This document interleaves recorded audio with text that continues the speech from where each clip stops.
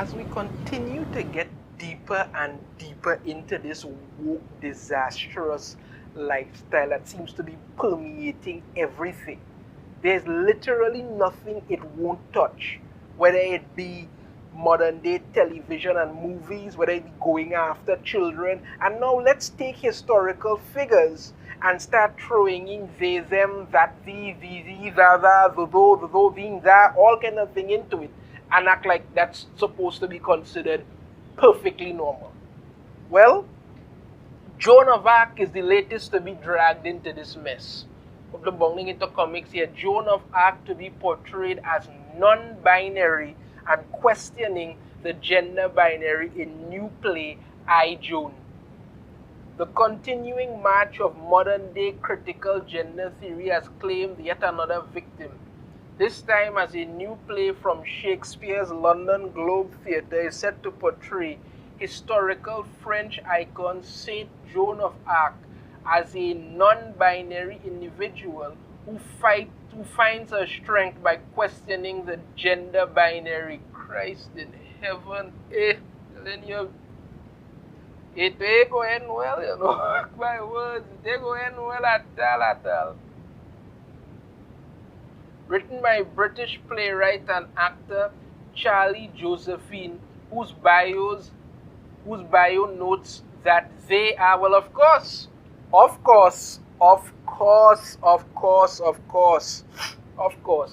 if you have to do this, your bio must have they, them, and some nonsense in it. Particularly passionate about stories that center working class women and queer people, God forbid it be anything else, and helmed by whoever, I, Joan is described by its creators as a powerful and joyous new play which tells Joan of Arc's story anew. The story's already been told, you could just tell it that way, but no, let's screw around with it. The men are all fighting again begins an official synopsis of the play, an endless war. From nowhere, an unexpected leader emerges, young, poor, and about to spark a revolution. This is Joan, rebelling against the world's expectations, questioning the gender binary. Joan finds their power and their belief spreads like fire. It continues before inviting audiences to join us in the wooden and feel the heat of the sun and the pulse of Joan's passion. Voices with open hearts and raised voices, dance and cheer with us as we rediscover Joan's story, concludes the synopsis. It's alive, queer, and full of hope. I don't know about the hope part, but in keeping with this reinterpretation of the historical figure, Joan will be portrayed on stage by non-binary actor Isabel Thom. A whole bunch of other nonsense here, talking about they, them, and all of this crap, and what about Shakespeare, and this and that. For centuries, Joan has been a cultural icon portrayed in countless plays, books, films, etc. History has provided countless and wonderful examples of Joan portrayed as a woman. This production is simply offering the possibility of another point of view. That is the role of theater, to simply ask the question, imagine if. Notably, not only does this gender swap of Joan impose contemporary gender politics upon the historical figure, but it also erases the very thing that gives the story its inspirational weight, her female identity. Exactly. One of the whole incredible things about this story of Joan of Arc was that she was a young girl who got visions from God, went out to fight in battle. This was something that no woman had. People never even consider a woman for doing this. And the fact that she was such an inspiration, the fact that she did this, made her, and the fact that and her feminine identity all that more amazing. But no, let's just screw with that, because who gives a crap? Born to French Roman Catholic peasants in 1412 amidst the period of warfare between her country and England, Joan's youth saw her regularly presented with visions of various saints, including Saint Michael, Saint Margaret, and Saint Catherine.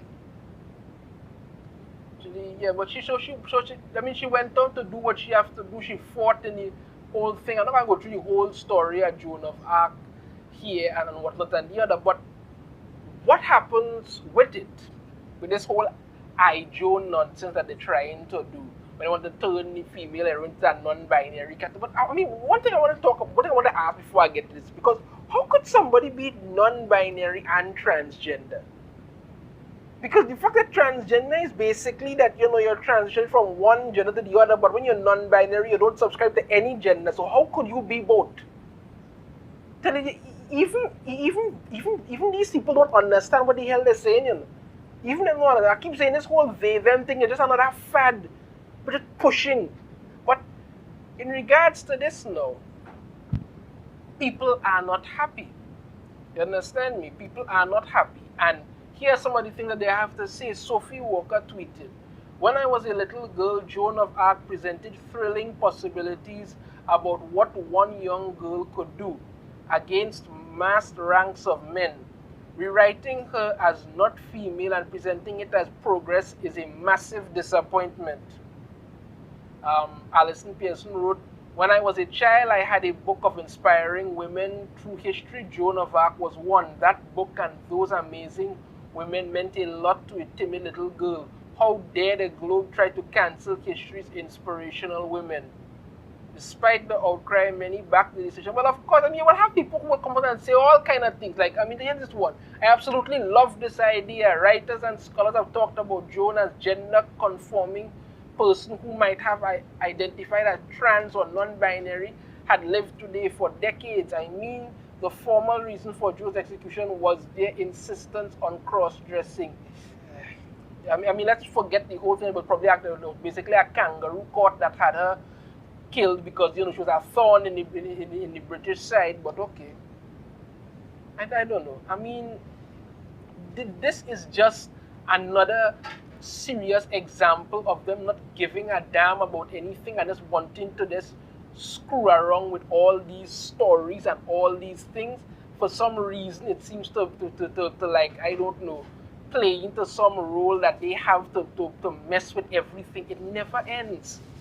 You have Joan of Arc stories have been portrayed for years. All of a sudden, you have to run in now with the non-binary gender this and fluid that and all kind of crap. Just leave it the way it is. This is a thing that they don't ever want to stop. They just want to find everything to deal with this. And it's not going to be the first, not going to be the last time they're going to do this. They're going to systematically go through history and find everything that they could do to rewrite this, change this, alter that, fix that, because they'll never be satisfied until you and everybody else could say, well, okay, we subscribe to what these woke lunatics are putting out there. That's what they want. They don't care about anything else. They don't care about good story. They don't care about anything at all. It's in everything. And I know people are going to say to me, well, you know, it's just a play and all kind of thing. But it's not just a play. It's in everything that you see. They do this constantly, in literally everything. You don't get a moment to breathe. It's just one crap fest after another. I mean, if we're not going and do it with modern television and movies, let's go after your children and start putting a bunch of transgender and non-binary shit into it. And when we see that that's not enough, let's go back through history and start making changes here and there. It's never enough. Literally never enough. Let me know in the comments what you think about this. If you have a different opinion, I'd love to hear it. If you like the video, be sure to hit that thumbs up. Subscribe if you haven't already. Ring the notification bell. Be notified every time I put out a new video. I shall see you all next time. Take care.